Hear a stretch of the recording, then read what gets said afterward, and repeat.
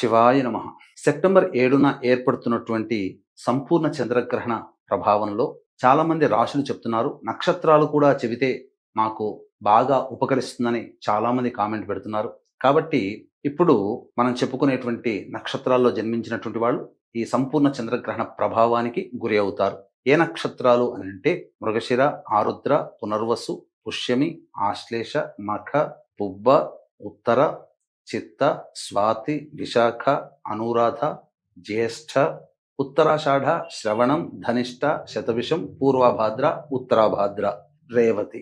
ఈ నక్షత్రాలలో జన్మించినటువంటి వాళ్ళు సంపూర్ణ చంద్రగ్రహణ ప్రభావానికి గురవుతారు. కాబట్టి ఈ నక్షత్రాల్లో జన్మించినటువంటి వారు ఆ చెప్పబడినటువంటి గ్రహణ సమయంలో లలిత విష్ణు శివ సహస్రనామ పారాయణం మరియు అలాగే ఇది చేసిన తర్వాత తెల్లవారిన కాలకృత్యాదులు తీర్చుకొని బియ్యము, మినుములు, అలాగే కొన్ని నల్ల నువ్వులు తీసుకొని ఒక శ్వేత వస్త్రము కూడా తీసుకొని మరియు మట్టి పాత్ర కానీ, కాంస్య పాత్ర కానీ, ఇత్తడి పాత్ర కానీ తీసుకొని దాంట్లో వెండి సూర్యబింబము, చంద్రబింబము, సర్పబింబము వేసి ఆ పాత్ర మునిగిపోయేంత వరకు ఆవు నెయ్యి వేసి బ్రాహ్మణుని పిలిపించుకొని సంకల్పం చెప్పుకొని బ్రాహ్మణుడికి ఈ చెప్పినటువంటి వస్తువులు దానం చేయాలి.